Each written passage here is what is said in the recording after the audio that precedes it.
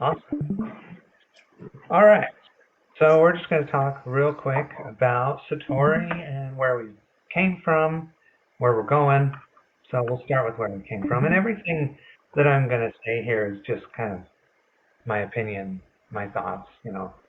I want this to be a community project and everything. So this will definitely evolve past what I'm thinking, and I'm not accurate here, but it's an idea. So, okay, so this is Satori right now. It's a seedling, it's a sapling, it's barely poking its head out of the dirt, and it's a big idea, a novel approach, and it has a dedicated community. And so that's kind of the main things that I think Satori is right now. It's had some growing pains in the past launch, so let's go through those. What we've been able to handle were bugs. We had some scaling issues, and we had extreme competition. So I've had a lot of sleepless nights over the past month. I'm sure a lot of you have. But now things are looking a lot better. We've eradicated the big bugs. There's always going to be bugs because it's the nature of software development. But at the beginning, there's a lot, and then it reduces down over time. For scaling issues, we had to gain expertise. We did not have enough expertise in that area. So we gained it, and we totally revamped some systems. So big overhaul on a few systems, but we now have scaling under control, and we were able to scale to about 5 to 7,000 nodes, and then our systems just couldn't handle it, and so we had to just completely overhaul it. And so now we can scale to tens of thousands, maybe 100,000 nodes without any real problems, I think. And as we make more of the peer-to-peer, as we develop that and mature those kind of technologies too, that'll allow us to scale infinitely. So, and then extreme competition.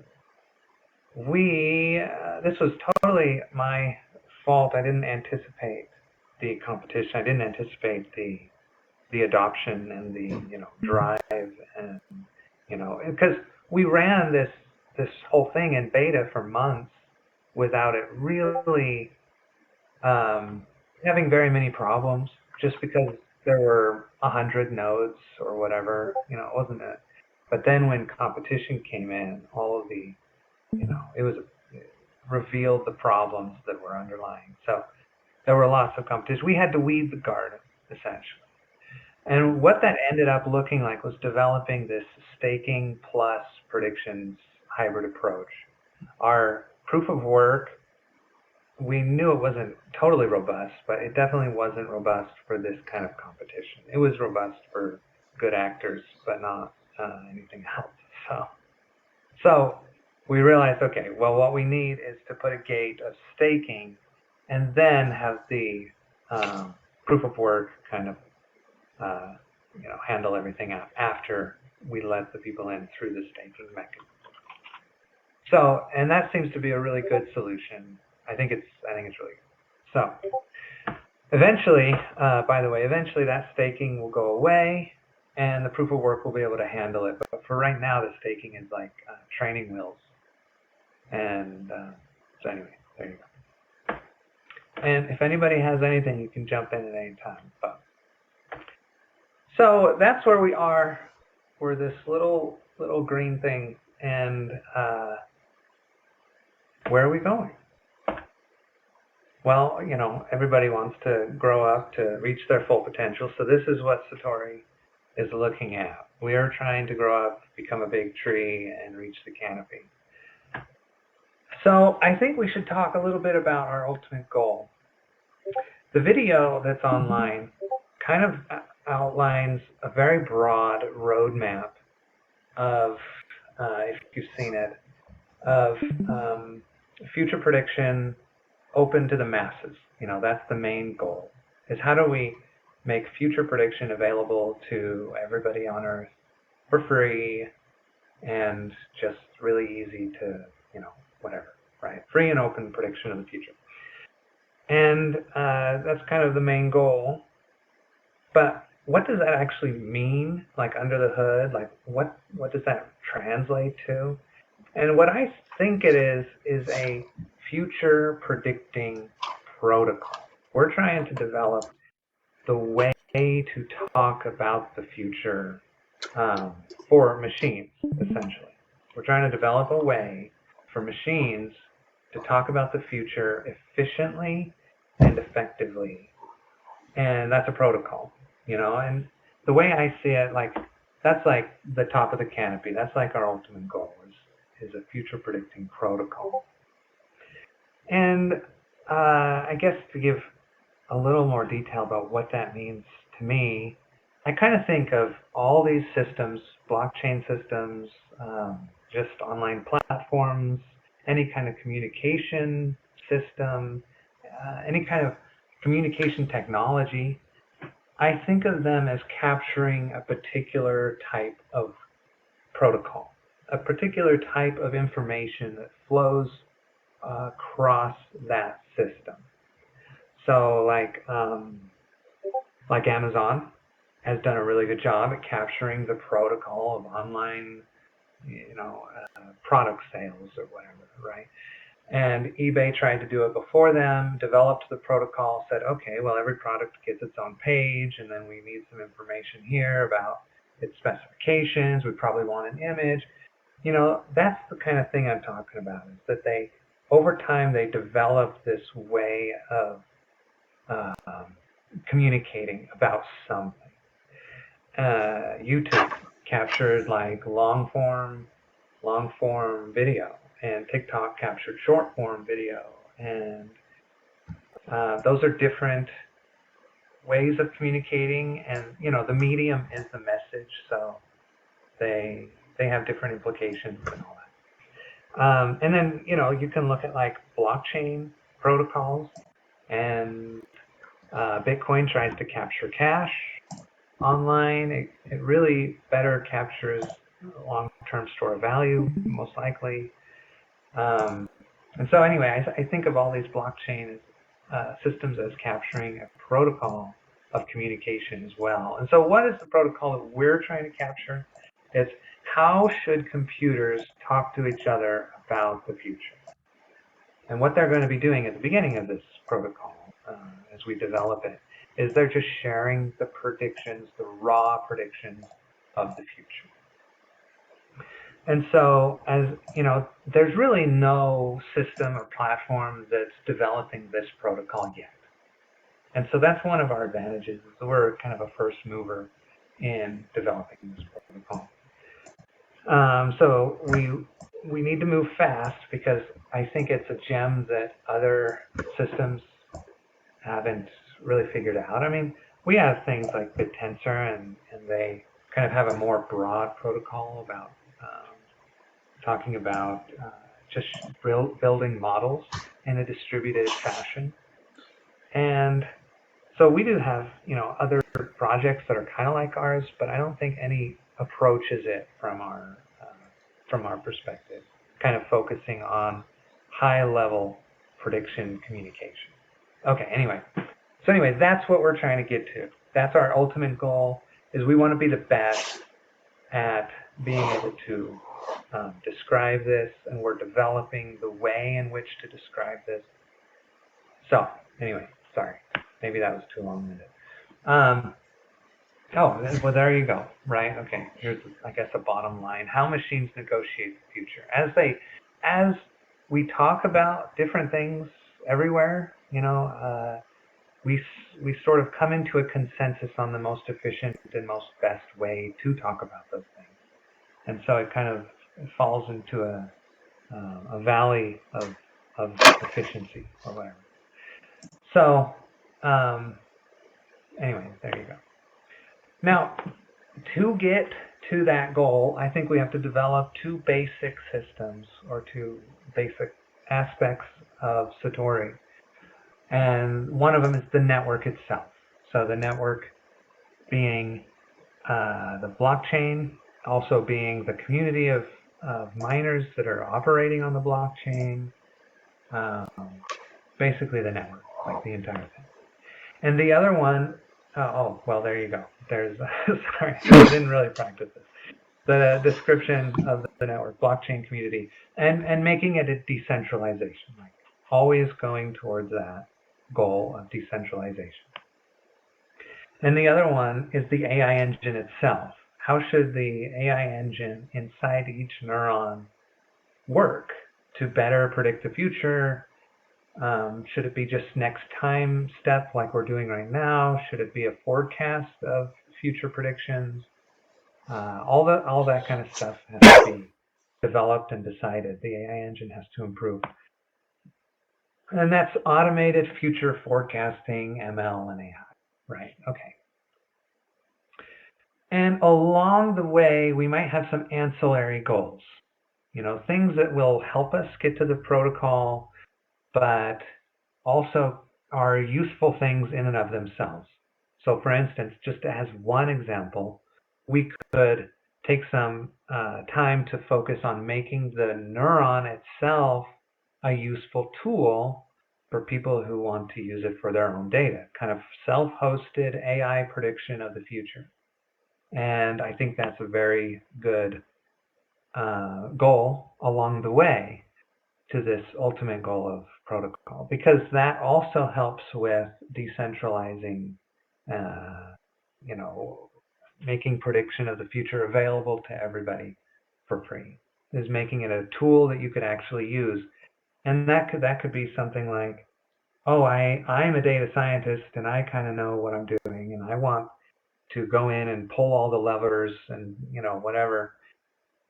So there's that route of making it a tool that people can use, but there's also the route of making sure it's always got an aspect of automation, so that if you're not an AI scientist and whatever, you can just turn it on, make sure your data's flowing to it, and that's it, right? As long as you can handle that, then it's your own personalized future forecasting AI bot. So,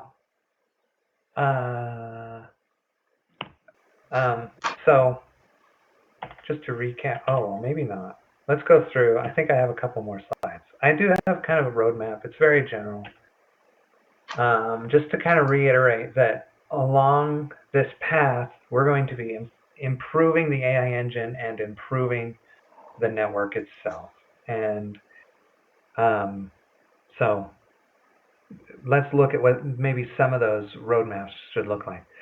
So we have, on the AI engine, right now, we have the prototype. We have the prototype created. It makes automated models. It's very basic and simple, but it always runs. It's automated. It's good. And on the network side, we have very basic blockchain integration. So next, as we grow over time, we're going to be adding more algorithms to the AI engine, more GPU integration, more deep neural nets, just better stuff. And on the network side, our next step is better visibility, making sure everything is auditable, making sure everything can be seen. That's kind of our main focus over there.